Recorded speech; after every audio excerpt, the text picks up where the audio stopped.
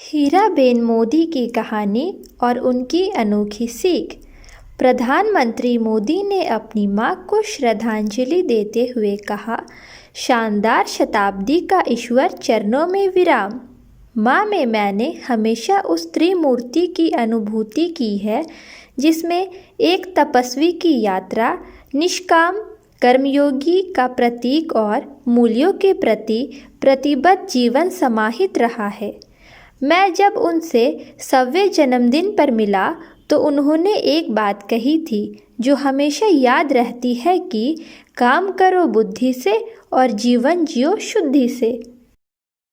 मोदी ने एक ब्लॉग में बताया था कि वडनगर के जिस घर में हम लोग रहा करते थे वे बहुत ही छोटा था। उस घर में कोई खिड़की नहीं थी, कोई बाथरूम नहीं था, कोई शौचालय नहीं था।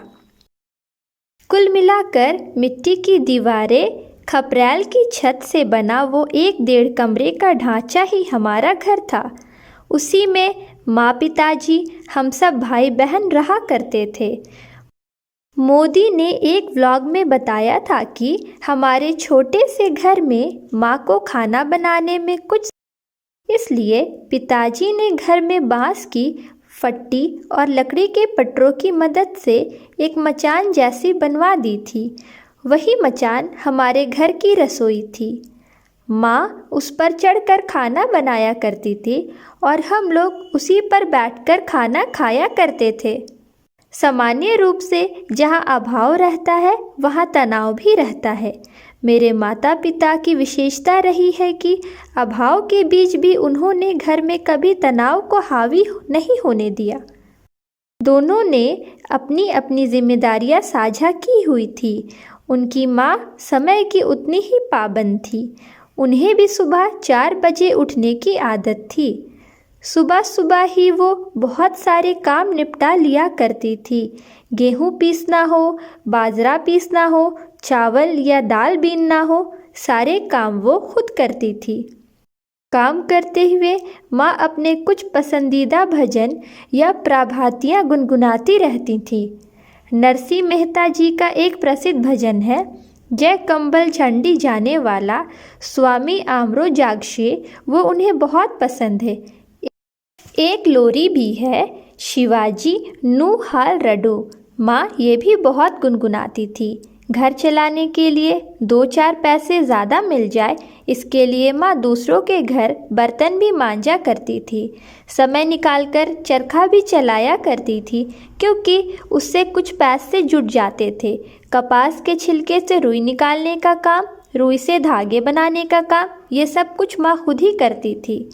उन्हें डर रहता था कि कपास के छिलकों के कांटे हमें चुभ ना जाए।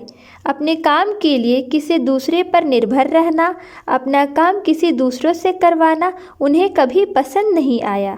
मुझे याद है वडनगर वाले मिट्टी के घर में बारिश के मौसम में कितनी दिक्कत होती थी, लेकिन माँ की कोशिश रहती थी कि परेशानी कम से कम हो।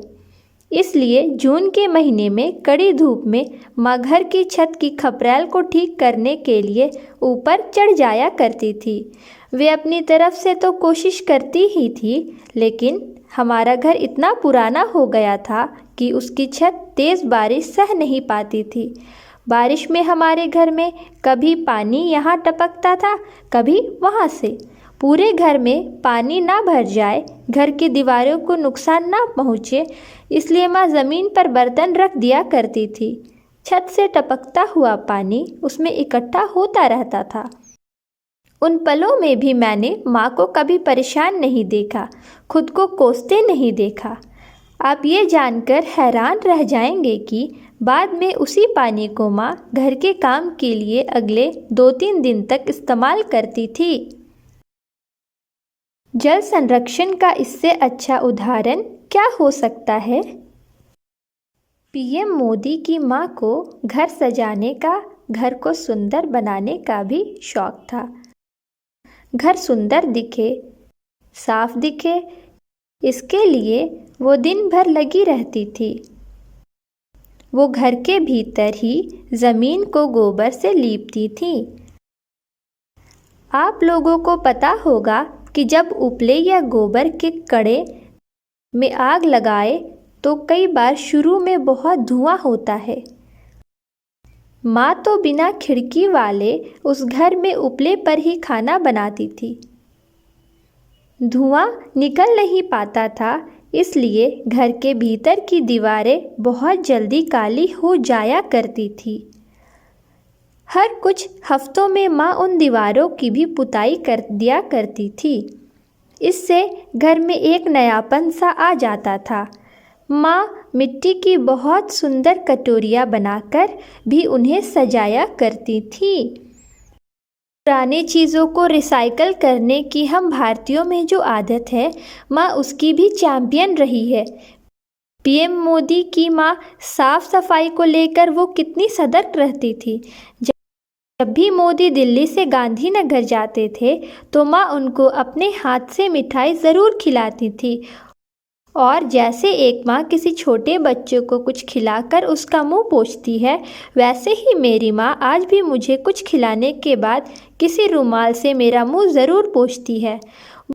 वो अपनी साड़ी में हमेशा एक रुमाल या छोटा तौलिया खोसकर रखती है।